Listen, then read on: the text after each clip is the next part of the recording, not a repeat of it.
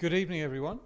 I'd like to begin by acknowledging the elders past and present of the Palawa people, and to recognise the fact that we are standing on Indigenous land. One of these days it would be extremely nice if that land, by treaty, was recognised as the sovereign homeland of the Palawa people.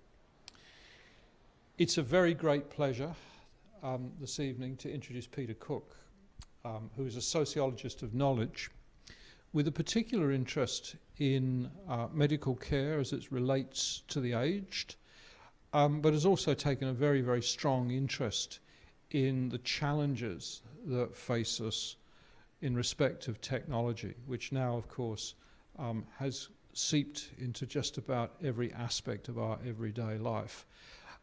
Speaking as a historian of the human sciences in the 19th century, I am particularly interested to learn what Peter has to tell us tonight. Could I also just briefly point out that this is the last of a series of taster lectures which we've been running, which showcases what it is that we do in our classrooms here on the Launceston campus. And what we've tried to do is to give everyone a good idea of the kinds of interests we have in teaching, which are informed by the range of expertise that we have. So we've had people from English literature, Dr. Robert Clark, we've had philosophers, Dr. James Chase, and now it is my great delight to be able to sit back and listen to Dr. Peter Cook. Thank you, Peter, for this evening. Thank you, Paul. So I'd just like to welcome everyone here tonight, members of the public. I also welcome those people who are from our first year sociology unit, Sociology A, and this forms part of their required content as part of that unit. I also want to say on behalf of the Advancement Office, our event partner, we also welcome the university's alumni who've joined us this evening via live stream and also in the audience. Graduates of the University of Tasmania are a part of a vibrant global family of 105,000 living and working in more than 120s across the world. I also just want to take the opportunity to thank our community partner QVMag, and the Office of the PVC from UTAS for the community engagement grant that has made this taster series possible that Paul was talking about. So tonight what I'm going to be doing is exploring the question, do we control technology or does it control us? Now, I know this is a really provocative question, and of course I've said it quite purposefully to be a provocative question for you. So in thinking about this, should we fear technology? Should we be worried about that technology is going to overtake humanity and lead to some kind of despotic future, a la like the Terminator movies? Or should we be thinking more about how do humans control technology and therefore control our future? So this is the kind of thing I'm going to be looking at tonight. And of course, as a sociologist, I'm very much applying a sociological approach to these questions.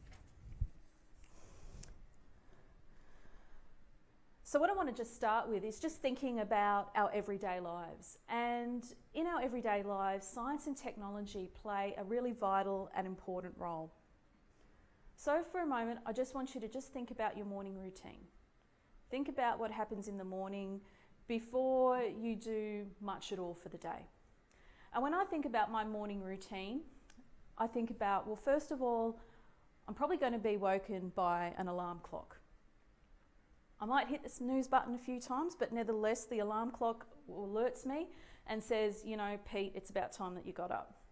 So I get up, and I go to the bathroom, I switch on the light, go to the toilet, I wash my hands, I wash my face, go back to the bedroom, turn on the light because by that time I'm somewhat awake, get changed into whatever clothes I'm going to wear for that day, and then I go to the kitchen, turn on the light, turn on the kettle, go to the fridge, I pull out what I need for breakfast, I pull out what I need to make my lunch, and while everything's kind of coming together, I might quickly grab my phone and have a quick look at my email to see what's going to come up for the day. And I might also look at the weather to see whether or not I need to change my clothes or if I need a jacket for that day. So even before I've left my home, you can already see how science and technology has formed a really vital part of just our morning routine. It's become embedded in those everyday flows and actions that we have on a daily basis. I, for one, am bloody glad that I have water to my home, that I have electricity that works. These things have made our lives much improved. And of course, compared to some areas in the world, we're very privileged to have that kind of health infrastructure in our homes as well.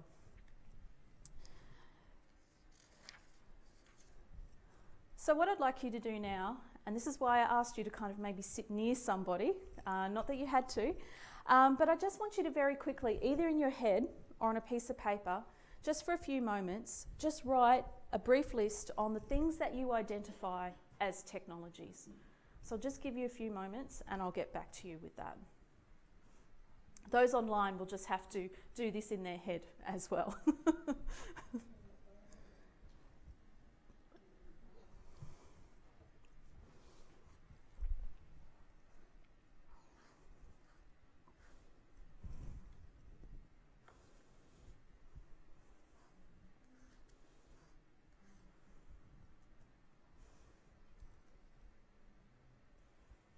And it doesn't have to be an expansive list, just a few examples.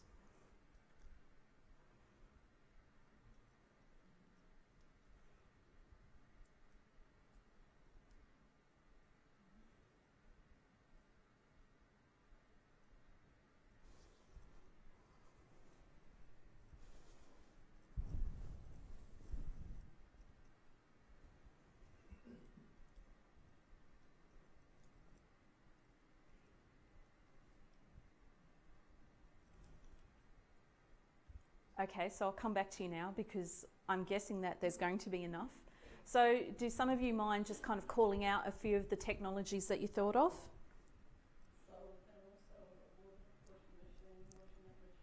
Okay, hang on. Solar panel and solar hot water and washing machine. Okay, somebody else call out a few? The car? Mm-hmm. Sorry? Ticket machine? And then you go to the shops, anywhere with the self-opening doors. What else? Sorry? Internet? Sorry? A spade? What you're already applying there is the broader idea of technology that's often applied. So talking about spades and knitting needles, some people wouldn't think about this as technology because it doesn't have all the electronic whiz-bang features. But certainly those kind of objects can also be considered to be technologies as well when we apply a very broad understanding of technology. Anything else? Roads and bridges? The bicycle. Bicycle, very good one to bring up. I'm talking about the bicycle later. Traffic flow? Okay. Aeroplanes, of course. So there's heaps there, and I've written a quick note of some of those ones that you pointed out. But as you can see there, just from that list that you're talking about, a lot of those technologies are things that are integrated in our society. Some of them we can talk about as improving our society and even improving human relationships. So that's a good start. So I just want to talk about in sociology how we often define technology. You'll find that in sociology our definition of technology tends to be quite broad, and that's so that we can take account of all the different artifacts which exist in our society. So when sociology is looking at technology, we look at the actual piece of technology, but we also might consider a number of other factors when we're thinking about and looking at technology. So we might think about how that technology has been assembled and what has informed that technology in it becoming the piece of technology as we know it. So what went behind the design process? What kind of thinking and understanding, what intentions went behind designing that technology? We're interested in how that technology is taken up by people, how that technology is used. And sometimes the way people use technology is not always the way that people predict that it's going to be used. So how's it been adapted and changed potentially by those people who use it? We're also interested in the ongoing maintenance and knowledge that's needed with technology as well, and how all of that informs that technological piece and artifact as we know it. So as you can see in sociology, we're not just looking at the piece of technology, but rather we're looking at a lot of different social circumstances that surround that technology, from design, from use, from ongoing use of that technology and maintenance, and then potentially how that technology changes and evolves. In sociology as well, when we're talking about technology, that often means we're also talking about science. And the reason why is, if you think about science, science does involve a lot of technology behind its use and application. So, for example, things like PCR machines. Now, that's a piece of technology that enables scientists to do the research and the work that they're doing. So technology becomes vital as a part of that process. So this is why sometimes when we talk about technologies in sociology, we sometimes say technoscience. And that's really to encompass science as well in that understanding. And of course, science has a lot of different things that inform its processes, just as technology does. A big key lesson from sociology in relation to technoscience is that we do not see these as operating in a social vacuum. In other words, we see technology and science as not being neutral. We believe that these do not operate in neutral ways, and therefore we need to take account of the social contexts in which we find technology and science and what went behind that process. So those of you who are studying sociology, one thing that you should get tired of hearing us say to you is, what is the context? What is the context? And that's because as a sociologist, I'm always interested in what social context are we talking about, because the context can completely change our understandings and interpretation of whatever we're looking at the time. So technology and science do not operate externally from social forces and social factors in which they're operating. The other side is, of course, technoscience is also political. There's a lot of policy and regulation that surrounds technology and science, and this is going to influence what is done, what isn't done, and the way that we understand and define technology and science. And of course, it's also economical. There might be patents and intellectual property that arise from the findings from technoscience as well. So we can't separate those factors from understanding it as well. Scientific research might also spark public debate and public angst as well. And so we need to take that into account. So some of the research I've done has been on something called xenotransplantation, which is animal to human transplants. And in my research, what I was looking at is, one of the things I was looking at is how regulation of this form of technoscience is incredibly difficult in a globalized era where people are moving around all different kinds of places.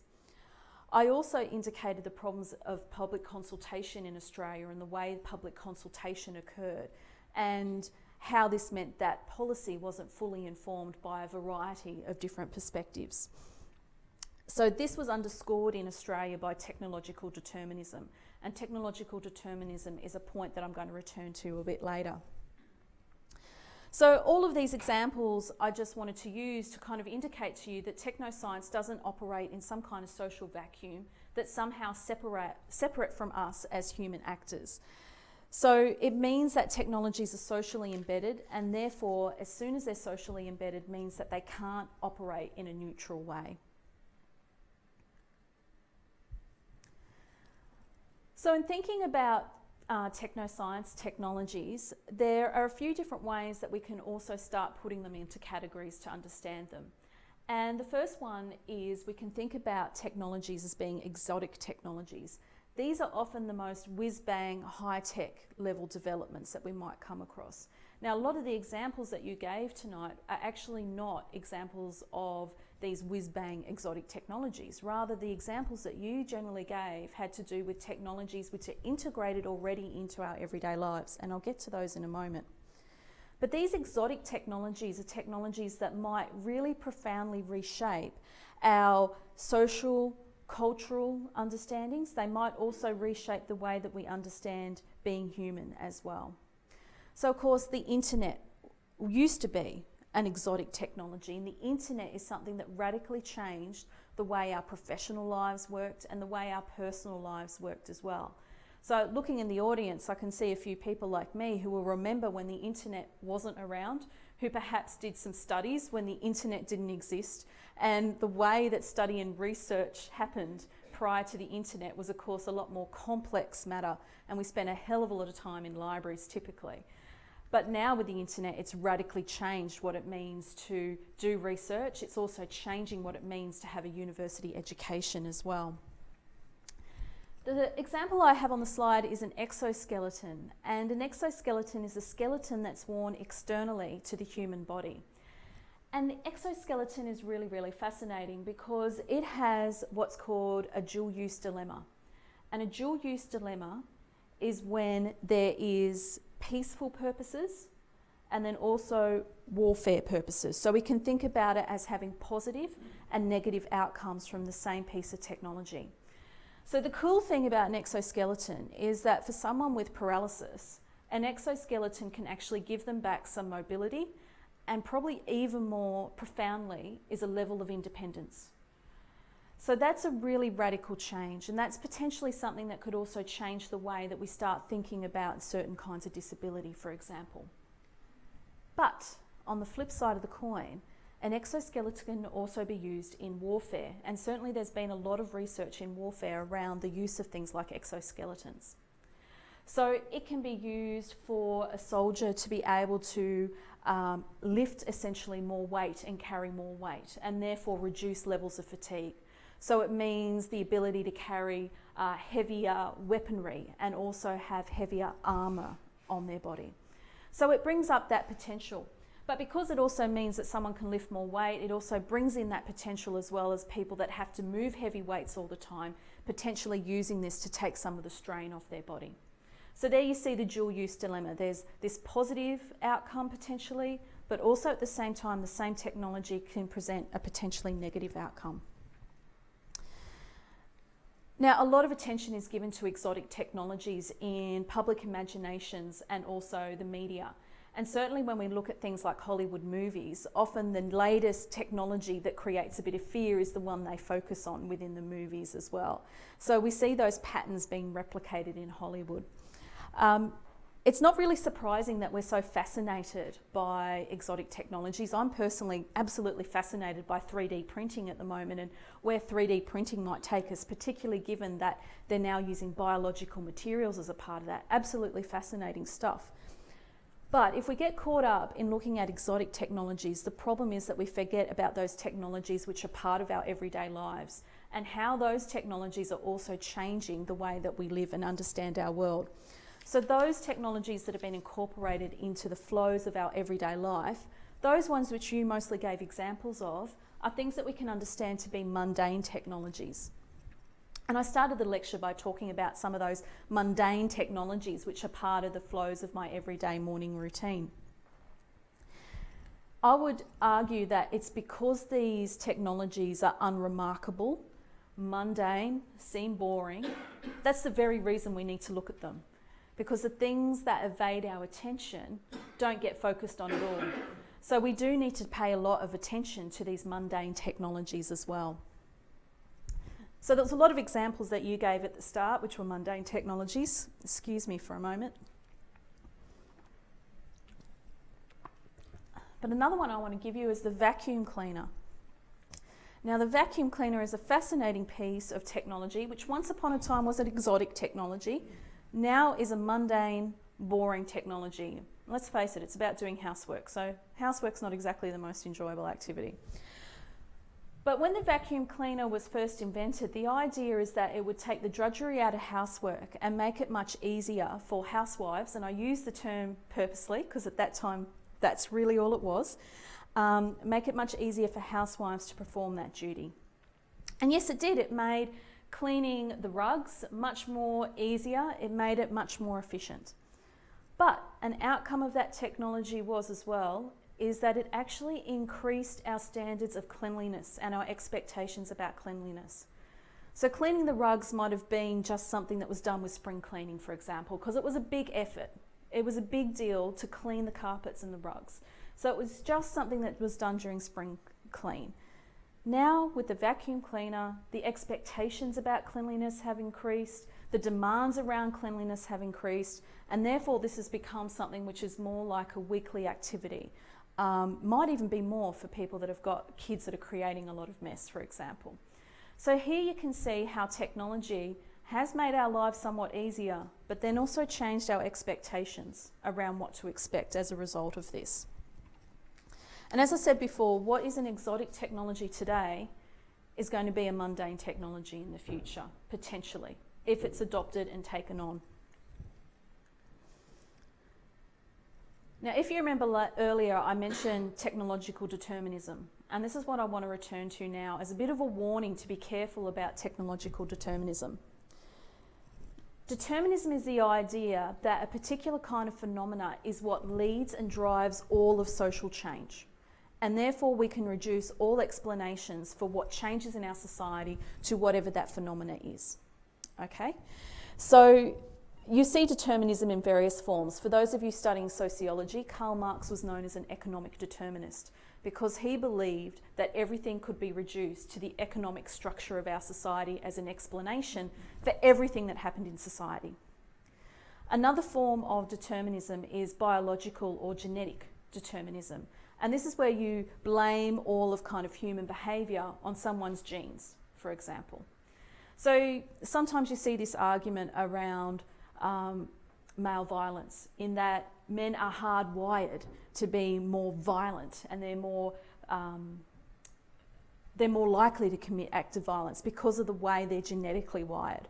This is a form of genetic determinism. And from a sociological viewpoint, what we would say about that is it forgets how we structure gender in our society around the social expectations and norms around gender, and that we form gender roles and we reinforce them through various means. So that's a problem with determinism. So as you can probably already guess, when it comes to technological determinism, the belief is that somehow all of social change is driven by technology that is out of the control of humans. So technology is kind of in control rather than us being in control. So somehow technology works completely independent of all human influence and out of the influence of our society. So therefore you should just suck it up and accept it, according to some techno-scientists. Not all of them, but some techno-scientists. Sociologists really dismiss technological determinism because it really forgets that technology isn't neutral, that it is embedded in society, and of course, we also influence the design of technology ourselves. So technological determinism, like other forms of determinism, have a very simplistic way of explaining social change and have a very linear understanding about how this works. Technological determinism, as I said, basically suggests that society just needs to accept techno-scientific endeavour and change, because whether we like it or not, it's coming. So we just need to get to the point of accepting it. But again, this ignores the social influences that exist behind technology and help drive technology. Technology cannot independently function from society. There's a dynamic interrelationship between the two. And one of the problems with this line of thinking is that it also will sometimes presume that somehow the publics and regulators therefore cannot have a say or do not understand techno-scientific development. So, for example, this attitude is very much based upon the idea that if a public or regulators oppose a science or oppose a technology, that therefore they're misinformed, they're misguided, and somehow they lack knowledge. And unfortunately, what this does is simply create a divide and dismisses people and dismisses people's beliefs and dismisses that society is allowed to have a say. This is part of my concerns around the public engagement with happened on xenotransplantation in Australia, and I'll talk about that a little bit later. So I'm now going to turn to something which some people might find a bit controversial, but you know, sociology doesn't shy away from controversial issues, so I need to address these things. So I want to talk about guns and gun control as a bit of an example here. Now, you would have heard the saying before, guns don't kill people, people kill people, right? Well, that saying assumes that technology is neutral, and technology is not neutral. So therefore, we've got social, economic, cultural and historical factors that we need to think about when we examine any piece of technology, and so we need to apply them when we're thinking about guns as well. Guns are not neutral because guns have been designed and developed with a particular purpose in mind. There was a social need that's driven any kind of development of technology or some kind of social demand that drives a development of a piece of technology. So there's something already social that's embedded behind the development and design of any kind of weaponry, including guns. Now, if guns were adopted by people without any knowledge of their function and the way they worked, then yes, guns would be neutral. But clearly that's not the case, right? So it's this social shaping of technology that in sociology would say gives technology its politics, because it's loaded with these social beliefs and functions behind them. So an example of this as well, when we're talking about technology from a cultural perspective, is that when there is a case of gun violence or a gun massacre, there's typically two ways that we've seen that is going to be a reaction to that. So the first one, if we think about that there's been a gun massacre, and one reaction could be, and this is the one we typically see in the US, that therefore we need more guns, because if there's more guns in society, in more people's hands, then therefore it's more likely that we can stop this occurring. So that belief is based upon the idea that guns are essentially good because they're providing a protective source, that they're there to protect human society. So guns save lives in that understanding. We flip to another kind of cultural understanding, which is more similar to what we see in Australia.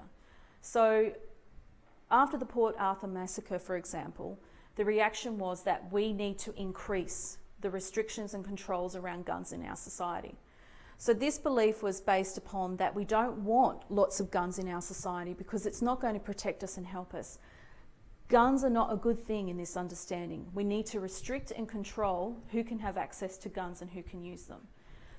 So they're two different cultural responses that we see. Now, I'm not saying which one's better or worse, but what I'm doing here is understanding the values that feed behind those understandings, that feeds those kind of decision making.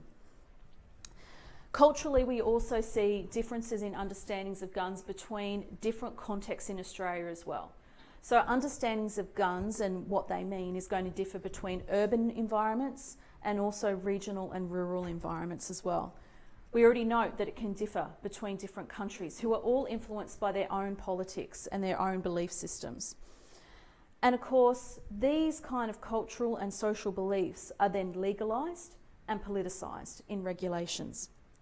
We also know guns are economical because people are going to make money out of them. But then you can also see them as political because in America, of course, you've got the NRA who are incredibly powerful and have a huge amount of political influence, have a lot of money behind them as well. And you can see there how there's that strong influence behind gun ownership in America that's partially influenced by that. So you can see here how guns are socially shaped. So hopefully next time someone says to you, guns don't kill people, people kill people, you can bring up some hardcore sociology arguments and knock it on the head.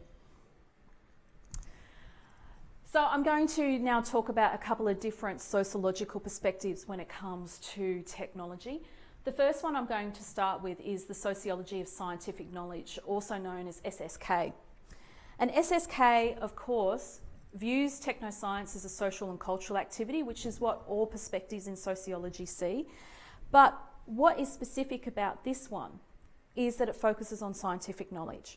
So how does political, social, organisational, economic and historical factors all influence the development of this thing that we call scientific knowledge? So to give you a very quick understanding, there are some scientific institutes within Australia that will not support research into certain areas. Well, why is that? Well, because they want to focus on something in particular, because they see that as setting the agenda for their research institute. And so they'll privilege certain research and not support other research. But then there might also be scientific institutes that don't support things like embryonic stem cell research because there's some kind of belief system, typically at the top of the organisation, that that's not worth supporting. or they might not support vivisection. So that will influence the knowledge and the kind of knowledge that's created. So it's not completely objective in that way. So SSK looks at all scientific knowledge, regardless of whether you might think of it as true or false, as material for investigation. So how is it being developed? How is it created? And how come does this version triumph over this version? Why is that the case? How come that happens? So in my own research on animal to human transplantation, what I found is that not all scientists would agree on that technology. Not all scientists agreed what was the best way forward, or what kind of pigs should actually be used as part of that technology. I also found there was divergent views amongst the regulators about whether or not it should be permitted to go ahead in Australia or not. And I also found that the majority of the public that was involved with my research were completely against it and didn't believe that it should go ahead, in the current form anyway. So the aim of researchers in SSK is not to attack science and not to attack scientific knowledge.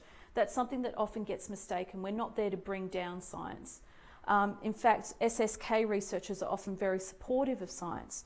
But what we're really doing is just trying to understand why one interpretation or one understanding might succeed over the other. Why does one get advanced while the other one kind of disappears and goes to the sidelines? We're interested in how that knowledge is then also generated through social connections. Now, the most famous person associated with SSK is Kuhn. And Kuhn asserted that science is far from being objective or producing objective knowledge because of all of these social factors which influence the development and understandings in science. So, for example, he highlighted that scientists are educated into scientific communities, and those scientific communities have their own social norms and social activities which will influence the way that they understand and view the world. So that helps to guide and direct the thinking of scientists. And a key aspect of what Kuhn was putting forward is this idea of a paradigm. A paradigm is something that gives guidance to science, and it includes beliefs and knowledge about what actually constitutes knowledge as well. So, for example, classification systems that exist in science are a paradigm. They're a way of classifying things and understanding things based upon an existing form of knowledge. They provide scientists a solid foundation for doing that categorisation, and also it helps to guide and influence their further research that goes on from that paradigm. So science works within a paradigm, and then it looks for knowledge and information that helps to then support the paradigm. And of course that then helps to reproduce the paradigm and continue the paradigm going on and on and on. So a paradigm will then also, of course, determine what are the right questions, or what are the correct questions that you can ask, and what are the wrong ones. So paradigms provide a coherent structure for science to operate within, and it sets limits on the questions and the thoughts and the concepts that are deemed legitimate and that can be used. Now, the really important thing about paradigms is it means that research doesn't have to start at the beginning each time. So an example of a paradigm would be the structure of DNA. So people who are genetic researchers don't have to go back to the start every time and prove the structure of DNA. It's been established as a paradigm, and they start from that paradigm with their research. That's been accepted as fact, and so they use that fact then to launch off their research. So genetic researchers' example would be something like the Human Genome Project, for example. It didn't have to go back and prove the structure of DNA. So genetic research, like the Human Genome Project, would be an example of what's called normal science. That begins with that existing paradigm and then develops and consolidates it through the research that they then conduct. So for the data to be acceptable, it has to adhere to that accepted paradigm that's in place. It can't diverge from that. But what happens when there's a lot of anomalies that happen? Well, first of all, they can be explained away as just being anomalies. But what happens when they start to build? And when they start to build, it can pose a crisis. And a crisis is really when an accepted paradigm is shown that it doesn't really work, or there must be errors in that paradigm. And therefore that provides that aspect of, crisis. But it means that people that are going against the paradigm might be dismissed or might be laughed at in the process because they're not adhering to what is accepted and what is being deemed as legitimate. So when it comes all too much and overwhelmingly it looks like the paradigm doesn't work, this is when there's a revolution, or if you like, what Kuhn has called, if I can find my note, a paradigmic crisis. So this is when there's been enough evidence to show that the paradigm doesn't work, it doesn't explain things, and things have to change. And a new paradigm is there in place to replace it. But of course, then that paradigm gets put in place and then normal science and so on starts again. So it's really up to scientists that if they want this revolution to occur, that they have to get other people on board. It's not, the facts just don't speak for themselves. You've got to get other people to agree to them. So that's where presenting at conferences, peer-reviewed papers, and of course ultimately landing grants based upon that new paradigm is a way to reinforce it and put it in place. So you see here that science operates in this social context. That's really important for getting these facts established. Now, for those of you who are doing Sociology A, there is going to be up on the Milo site a short video for you to watch. It's called Medical Mavericks, and this focuses on the research done by Robin Warren and Barry Marshall on Helicobacter pylori, and sorry to anyone watching where I might have pronounced that completely wrong, but I've done my best at the moment to pronounce it hopefully correctly. But what's happened with Helicobacter pylori and the work of Warren and Marshall is that it was something that challenged the existing paradigm and resulted in a massive change. So in order to talk about this, and I'll explain how that works within this cyclical nature of science in a moment, I just wanted to ask anyone here in the audience, has anyone ever had a stomach ulcer? No one's had a stomach ulcer. Wow, you're all very lucky. So I did have a stomach ulcer in the past. I didn't know until I had a test, and they said to me, well, you've had an ulcer and there's been bleeding. And so then I went through a short course of antibiotics and all the problem was fixed. But if I'd had that problem 10 years prior to that, the treatment would have been very different because there was a different paradigm. And this is where Warren and Marshall's work is really important, and why I'm so thankful that my stomach ulcer was detected once this new paradigm was in place. So, I'm sure some of you have heard of the idea that stomach ulcers are caused by things like eating too much spicy food, having a stressful lifestyle, or perhaps having excess stomach acids. Has anyone heard that before? Yeah. I know at one stage I had someone say to me, don't stress so much, Peter, you'll end up with a stomach ulcer. And I kind of laughed a little because I knew this very, very well, but I didn't crush them. I didn't tell them. So the paradigm was that stomach ulcers were not caused by an infectious disease. Stomach ulcers were generally caused by lifestyle factors. So normal science started from that belief. So that meant that all the research that was about stomach ulcers started with the belief that it was based upon essentially lifestyle factors. So anyone that was working outside of that wasn't going to get funded, was going to get ignored and all the rest of it because they weren't accepting the established paradigm. But there was a crisis and there was a revolution. So in the early 1980s, Barry Marshall and Robin Warren come along and they said, no, hang on. We've detected this thing, this infectious agent that leads to people having stomach ulcers. And they were dismissed and laughed at because the idea that bacteria could survive in your stomach because of the amount of acid, they said, you know, that can't happen. That's not what's viable. That's not how these things work. So they would go to conferences and be laughed at. They were submitting papers for peer review. They weren't getting published. And of course, they weren't getting funding to do their research. But somehow they had enough to push ahead to do their work. So they said Helicobacter pylori causes stomach ulcers. This is what caused problems.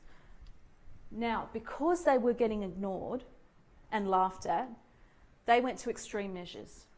And normally this doesn't happen in science, but this is a kind of a radical example. What they did is they decided to do a self-experiment. So they took the bacteria, they drank it, they then proved they had the infection, and then even more impressively, they then cured it. So they took a course of antibiotics and cured it. So from all of this evidence, they were then able to get up at conferences and say it, and people started to pay attention. And then funding started to flow to people that started to look at Helicobacter pylori and its role. So because they were marginalised, it was really difficult for them to get the point across, which is why they went to the extreme measure of doing a self-experiment. So after circulating this work, others became on board, as I said, and now this is the new paradigm. The old paradigm is gone, it's been replaced, and now the new one is that Helicobacter pylori is what causes stomach ulcers. And of course, they also won a Nobel Prize for this work in 2005. So that's an example about how this cycle can work. Okay, so the last view that I'm going to share with you tonight, well, at least the specific area of social research, is the social construction of technology. It's also known as SCOT. Now, Scott is interested in how and why a technology has emerged and the meanings and interpretations that's associated with that technology. This focus is strongly on how humans shape and control technology. So that means this is strongly opposed to a technological determinist approach. Now, the key underlying principle of a Scott approach is that the ways that technology can be used cannot be understood without understanding the social context in which it emerged from and where it's being used. So you can't separate technology from the social context. If you're doing that, you're actually not going to understand the technology at all. Now, technological determinists would say that the best technology is the one that always succeeds. A Scott approach would say, well, it depends upon how you define best and who is defining best. So for someone who's in marketing, the best technology is the one that generates the most profit. For an engineer, the best technology is the one that works the most efficiently. Won't necessarily be the most popular one on the market though. Sometimes the best technology on the market might be the one that's the sexiest technology, the one that gets the most advertising and time on TV, for example. So you can see here how different people will understand technology in different ways. And the interesting thing about Scott approaches is that it generally always focuses on mundane technologies. So very, very quick activity here. And I'm doing something that normally I never do in lectures. And that is, if you've got a mobile phone, I encourage you to pull it out right now. Normally I would never say that. If you don't have a mobile phone with you, I'd say imagine and think about your mobile phone. Or if you don't have a mobile phone at all, which I know some people don't, you might just want to listen in for someone else. People online, you can kind of think about this as well. So I'd like you to just look at your mobile phone. You might want to talk about it with someone next to you. Think about how you have changed and adapted your mobile phone to suit what your needs and wants are. I'll just give you a moment to do that.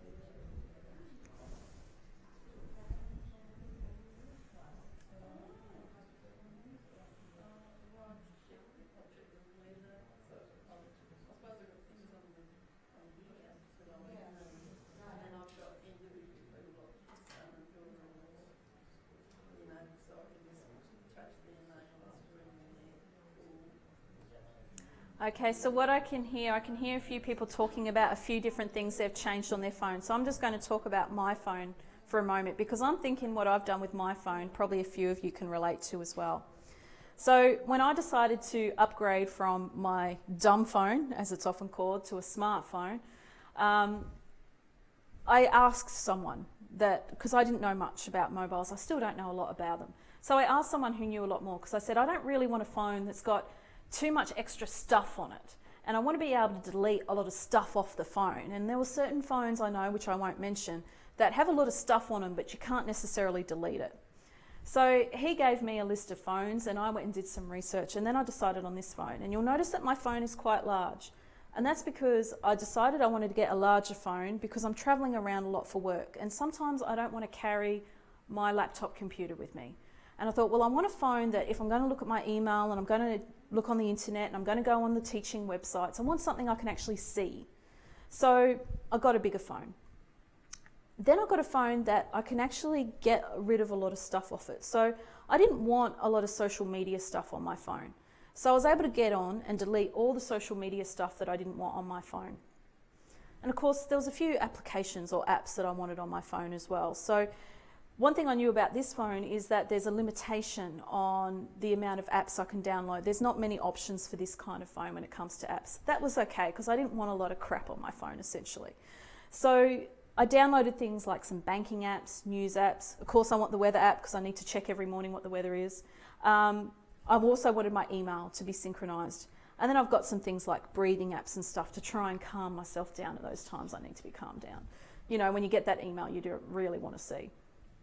So there's a few things on here that I've adapted and changed. And as I said, I've deleted a lot of stuff as well.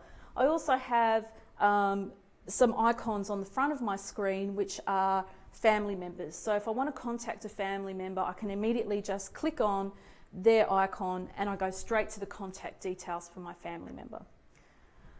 So really this is an example of how users construct and control technology to a certain degree to meet their needs. Does my phone sometimes do weird things that annoy me? Yeah, it sometimes does weird things that annoy me. But when that happens, I generally take the battery out to try and stop it from doing whatever it is that it's doing. Then I put it back in once I'm not so annoyed with it. So when we talk about SCOT, like it indicates things like that as well, but a lot of the approaches in SCOT look at how the processes and decisions behind the design of technology is also social. So we can also think about mobile phones in this case.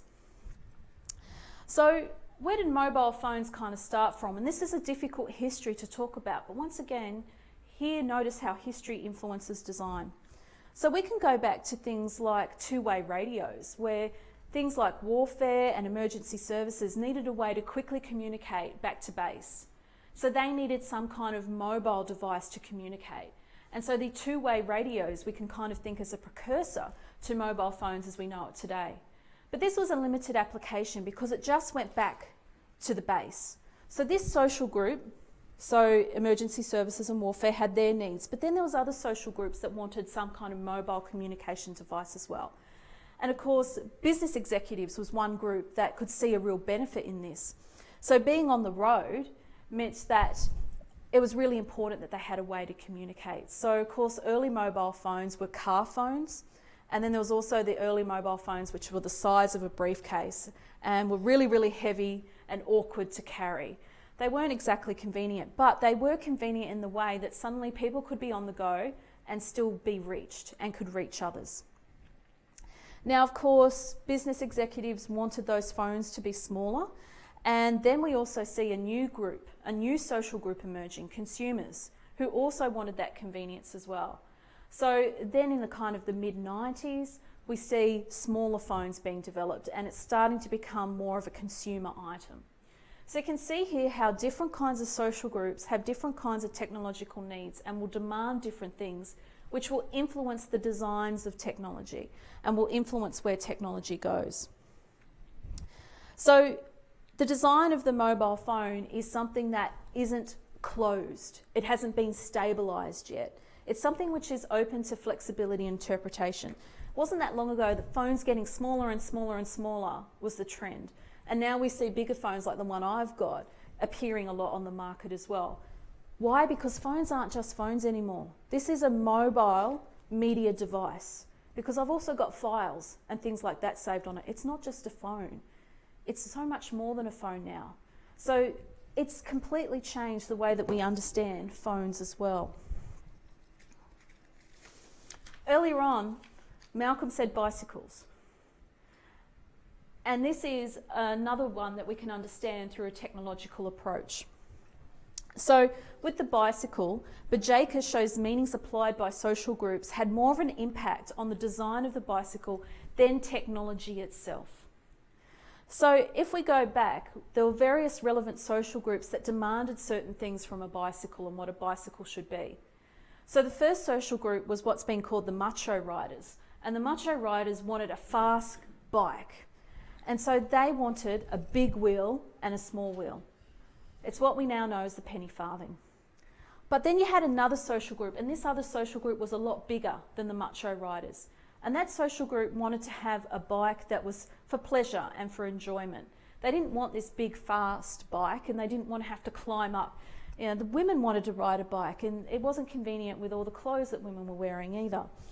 So this led to the development of the safety bicycle, which is more like the bicycle as we know it today. And of course, this is the social group that has, if you like, the most power, because they're the ones that are going to buy most of the bikes. So that's a really important social group. So the bicycle design, it seems like it's been stabilised and seems like it's been closed, because the safety bicycle is really the bicycle form that's been accepted. But we do see a few other versions of bicycles still around. And of course, we do have the demand for things like professional level cycling as well, where we see constant evolving and changing of bicycles to meet their needs. So think Tour de France and things like that, those kind of bicycles that most of us can't afford. So these different social groups have different meanings and purposes that they attach to bicycles.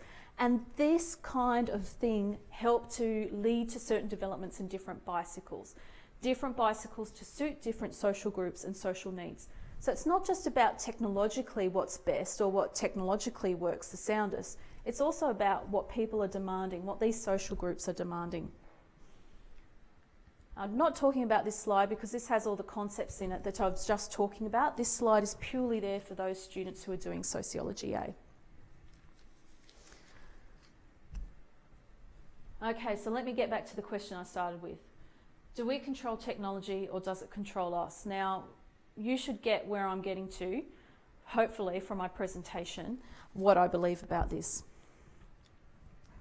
So technoscience is social. It does not operate separately from the social context in which it's found. So technoscience isn't neutral whatsoever. And this is really important for us to understand and remember. Scientists have ways that they're expected to act and behave, and this is going to influence the kinds of social norms and expectations that exist within scientific institutes. Rules and regulations are not necessarily objective, but can be informed by various other kinds of political and economic pressures and expectations around what people do when they're technoscientists and the results of their findings as well. Research funding, of course, is something which is often driven by governments, and governments have their own political agendas. At the moment, we have this innovation focus, whatever the hell that's meant to mean, but that is going to determine what gets privileged in research funding and what is going to get funded and what isn't. So regulatory decisions will influence those kinds of outcomes and the knowledge is generated. When researchers apply for grants, of course, they're peer reviewed. And it also is something where a funding body sets limits about how much it will fund, and it might set limits on the actual kinds of projects it will fund as well. So this is going to be a way that constrains different kind of research. So traditionally, technology, science, nature and society were all treated as separate things. But when we start thinking about it, we can see how these are kind of all actually mixed in together. It's easy for us to think about them separately, but when we start to actually look at technology and how it works, we can see how everything gets mixed up together. So what I've done tonight is I've taken you through an area which broadly is known as science, technology and society studies. It opens up new ways of understanding developments and consequences of science and technology in our society. Technoscience is often thought of being neutral and objective, and what I hope that you get from tonight is that you can see that we cannot just kind of think about it in those terms. You can see how all of these different social influences actually influence technology and science. It's a social institution, and like any other social institution, it doesn't function externally from the rest of society. It's a part of society, and therefore it is going to be influenced by social norms. Because science and technology is so central to our everyday lives, I would say it's really important that we actually scrutinise it. It's really, really important for us to think about it in how it's influenced by the social and how the social is embedded within technology and science. So we should engage with it critically, thoughtfully, and of course also respectfully at the same time. So what's my take-home message? My take-home message is technology does not control humans, but that doesn't mean that humans always control technology. To say one controls the other would mean that we fall into the trap of determinism. And of course, that's not going to explain all the dynamics that exist between technology, science, and society. So when we design and we create technoscience, we use technoscience, and we cannot always predict the ways that that might work or what the outcomes might be. There are positive and negative outcomes. There are intended and unintended consequences, like what I talked about with vacuum cleaners. Another example I could give you is that once upon a time there was a medication being studied to treat heart conditions. Suddenly it was found that men got erections from it. It failed as a heart treatment, but it became Viagra instead. There's an unintended consequence, but some people would say quite positive for other reasons. So because of this dynamic relationship that we have, it's really important to remember how technoscience is influenced by a whole variety of social factors, cultural factors, historic factors, economic factors, and political factors. And that's what we need to take into account whenever we're examining any form of technoscience. So thank you.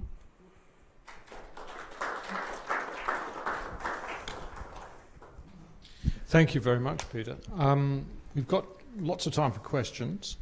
And what I would ask, though, is that if you do have questions, if you could wait till the mic comes around for those folks who are watching at live stream, so they can actually engage in that conversation as well, as best they can from a distance. So I'll hand the mic over.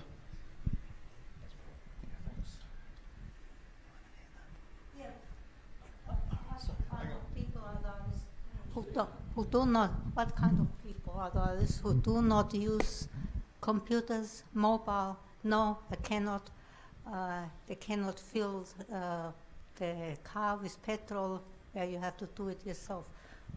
Where do they fit in?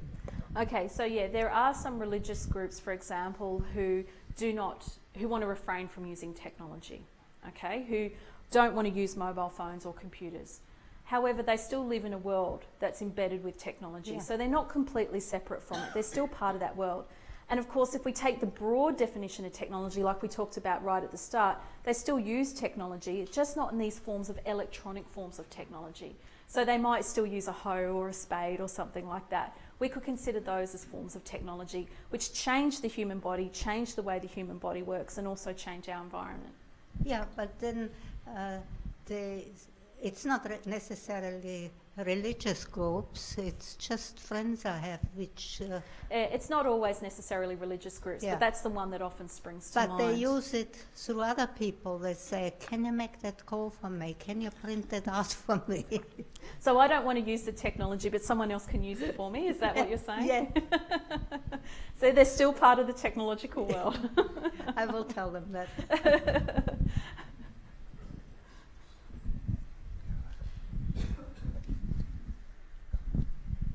I think one of the points the lady here was trying to make was also that people who can't handle technology are now getting marginalised by technology. I mean, if you listen to the radio now, and so many times information is given out on the assumption that you have access to technology. You know, contact us by Twitter, go to our website, all those things now. So the people who don't engage or can't engage with technology are being marginalised, I think. Yeah, and that's right. We still do have this aspect of technological haves and have-nots, both in Australia and also globally as well. So what you can see there is the normalisation of certain technologies where they become mundane. And there is that presumption that somehow that they're embedded and used by everybody. I certainly have that issue as well, as that I don't use a lot of social media. So there's a lot of things that I can't engage with because I won't go into social media as well. So there can be those divisions that are created. Of course, in Australia as well, we've got to remember there's areas of Australia where people still don't have internet access, for example. And there's areas of the world where governments will regulate against their populations being able to use the internet. So certainly we do have those divides that exist, and they can occur for a number of reasons, both social reasons, cultural reasons, economic reasons and political reasons. So we do have technological haves and have-nots. I did have a question too, but Okay. many people in my generation bemoan the fact that the younger generation haven't learned a lot of things by rote that we knew. For instance, they don't know that 8 7s are 56. So without using technology, is that a bad thing, or should I wouldn't. the reliance on technology? Look, I don't do research in that particular area, but I wouldn't necessarily call it a bad thing or a good thing. I would just say it's a reflection of social change and expectations around education and also technological use. So I wouldn't necessarily say it's a good or bad thing. I'd say it just reflects changing expectations. Does it have an effect? Well, I'd have to study that to be able to say anything conclusive about that.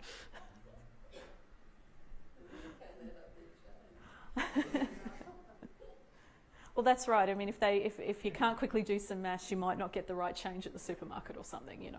So.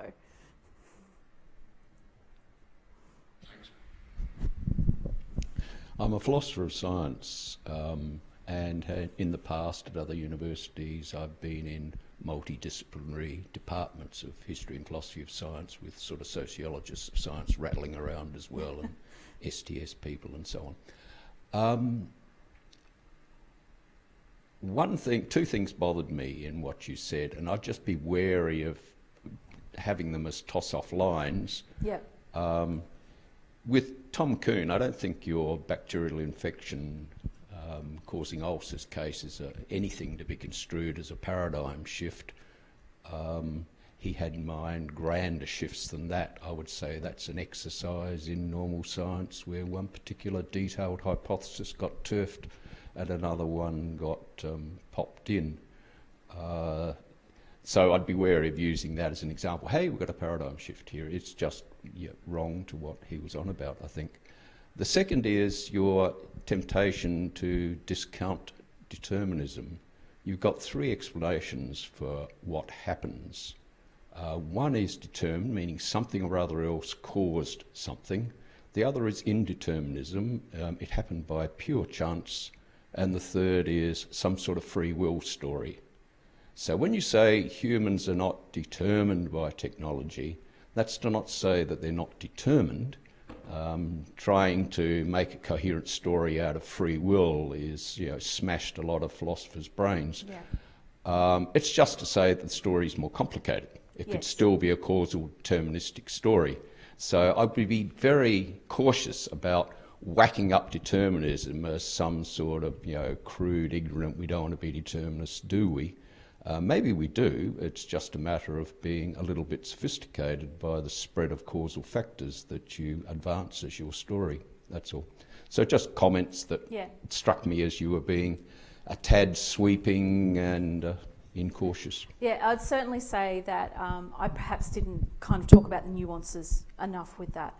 And certainly because I'm doing this as a public lecture, I didn't want to go into too much detail around those, and also because it's tailored towards first year students as well. So I didn't want to go into too much detail with that, but certainly it is more complicated than the general thing that I gave. With the Barry Marshall and Robin Warren example, I would say that there was this accepted belief around what was causing stomach ulcers, and certainly they did experience a lot of marginalisation. So I do think it can be an example of the paradigm shift, but again, I do acknowledge that there is more complexity around it than what I was able to present tonight and talk about tonight.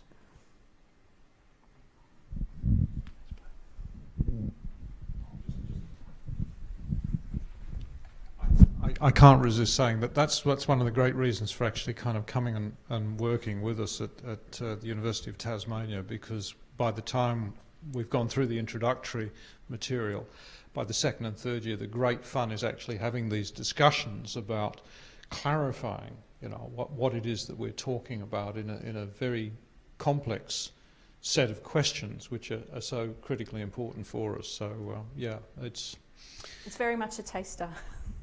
Very much a taster, but hopefully some people will come back for more and maybe a stronger brew.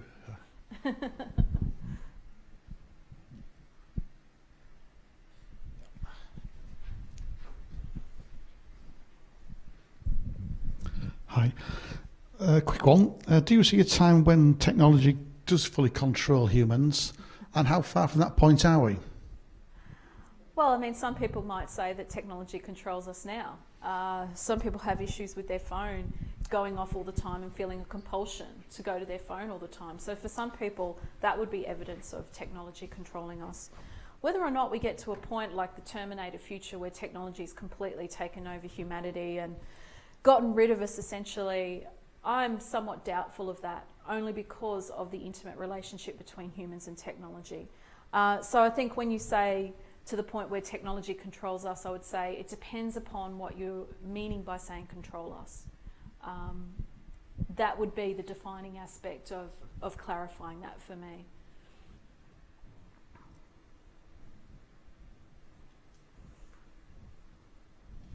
Do we? Yeah.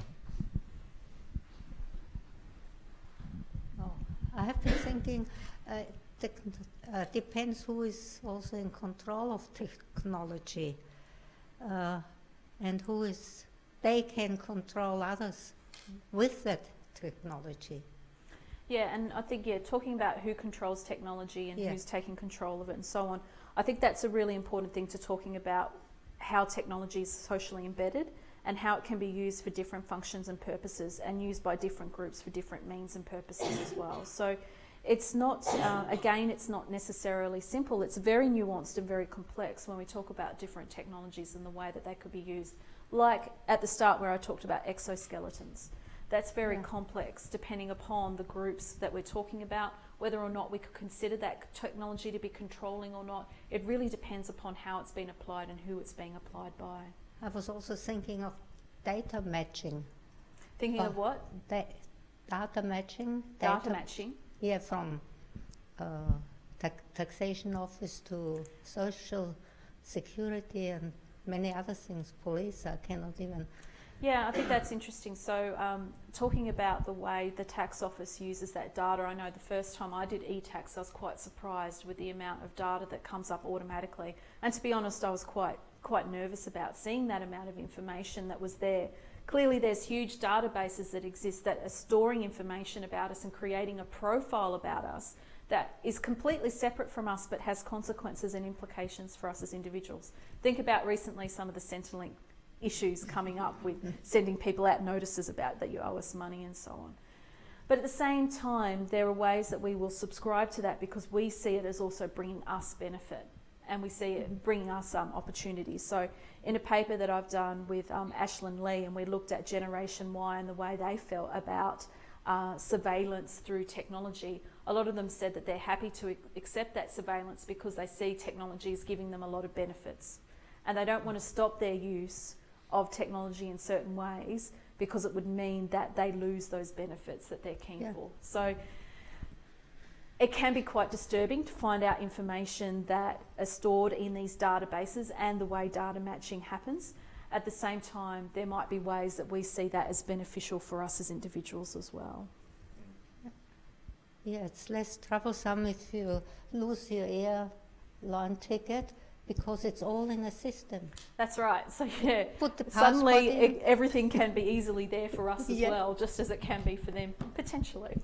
So it's part of the reason why I avoid social media, because I don't like some of the collection that goes on behind social media. So I'm very wary of that. So I'm not on Facebook, for example, because I don't like some of the data collecting that goes on behind Facebook. I don't like that whatever I post on Facebook actually wouldn't belong to me anymore. So, you know, there's ways that we can also try to avoid technology, but as was said, the problem is when these things are normalised, then suddenly people that aren't involved in those forms of technology can be marginalised from certain kinds of social participation. I think just on the Facebook thing, it's an interesting one. It seems to me the real worry is when you're not being told what the price of entry is. And I was reading a fairly scary article this morning about the new Messenger facility within Facebook, which is hitched to some really advanced speech-to-text algorithms, which means that now, whereas once upon a time you may have thought that if you were using a kind of open messenger service, nobody was listening in unless it was the national security folks in the US who were targeting certain words. But now what's happening is that at a rapid rate, everything you're saying is being translated into text and analysed, so that in a sense you really are giving over a lot of information which will be of great commercial interest. Which again, in some ways I don't mind, in a sense, if there are trade-offs and benefits for me. But I think the fundamental problem is ultimately boils down to what is the nature of this contract. Yeah. You know, what is it that you know, you are you really aware of what it is that you're signing up for? And it always seems to me that that's the core issue here, in a sense. Yeah, and then the other side of it too, Paul, is as well as how many times do we download something from the internet where we're meant to read a privacy statement or terms and conditions and we don't? And we just click and agree because it's easier and quicker. Because let's face it, terms and conditions and privacy statements, they're long, they're boring, but of course the devil's in the detail, isn't it? So we're clicking away signing up for stuff without necessarily being aware of what we're clicking up and signing for, and I'd say I'm guilty of that as well. And talking about voice recognition, I recently had to call up the tax office, and one thing that now the tax office is doing is collecting our voice imprint as well. So not only did I have to put in my tax file number and mention all these other details, but then they said, we're now collecting blah, blah, blah about voice imprint. And luckily it's not a forced option, I could skip it. But that also raised alarm bells with data matching, because I thought, boy, they already know a hell of a lot about me, now they want my voice as well. But do I know what else they might use my voice for? I think it's the day when the tax office asks you, Dave, do you really want to do that?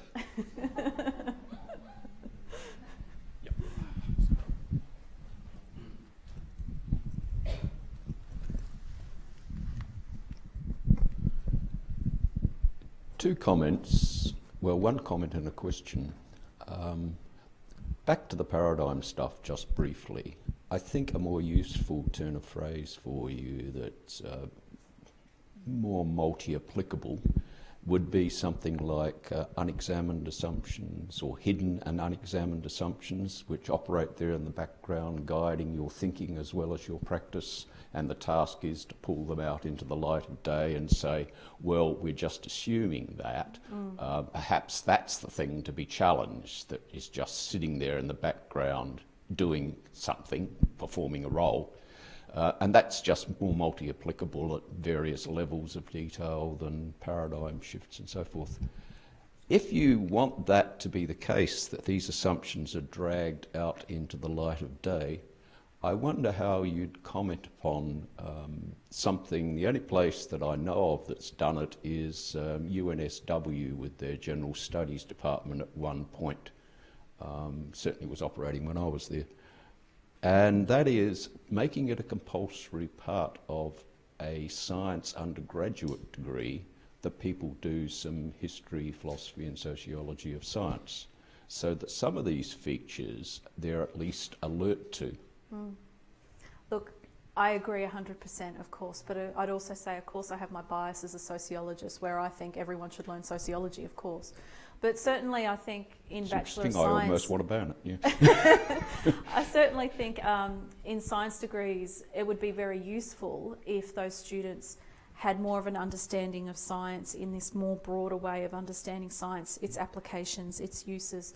So understanding social context, social influences, historical influences and so on, I think would actually be very vital and important. It's not the way things are structured at the moment, but it's the same, I think, when in doing medical science degrees or nursing degrees. I think it's very important that they understand social factors associated with health and not just the medical model associated with health as well. So I actually believe very strongly in interdisciplinary degrees. I think it's actually really important to form a well-grounded graduate in whatever their area is, to have these multiple perspectives as part of their learning.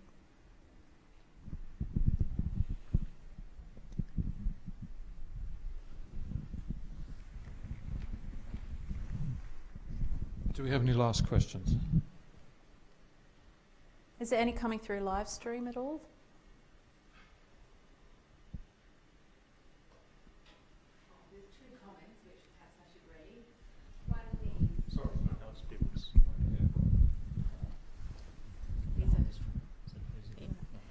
These are more comments from some of our listeners. One has said, you said exoskeleton use for war fighting is negative. Better to consider the ethics of each potential military application. Some will be found ethically justified, others not.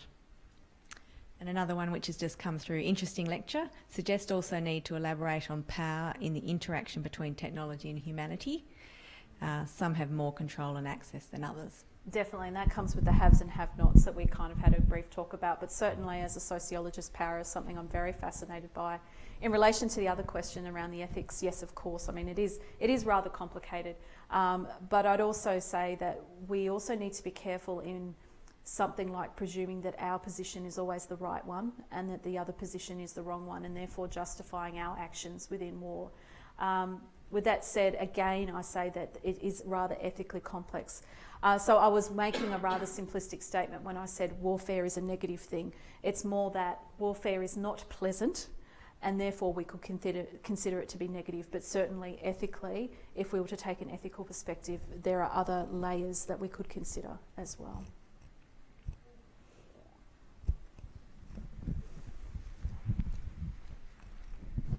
And indeed, it's a good comment about power too. I'm very tempted to defend Marx, as I always do, because ultimately I always question whether one really can see him as a technological determinist or someone who's interested in what people actually do with the technology to serve their own interests. Power is actually a very important Power thing, is very and if I had a important, yeah. longer lecture, certainly I'd be talking more about power as well, power and control a lot more. Well, perhaps we can invite you back to the next Taster series to actually talk about power, and that's certainly one of the things that we're going to do, is to see about what we will offer in a next series, not only of lectures, but we're also thinking of varying it a bit to have more conversation evenings perhaps, possibly showing some films which are of social or historical significance, sort of really opening it up a bit, I think, with a mixture of lectures again, to give you an idea of the kinds of things we do. So at the moment we're starting to think about cooking up a really kind of interesting program for the second half of the year, which I hope you'll be able to join us in. And it just remains for me to say thank you to Peta for what has been a fabulous way to end this series of lectures. So thank you very much for this evening. Thank you, everyone.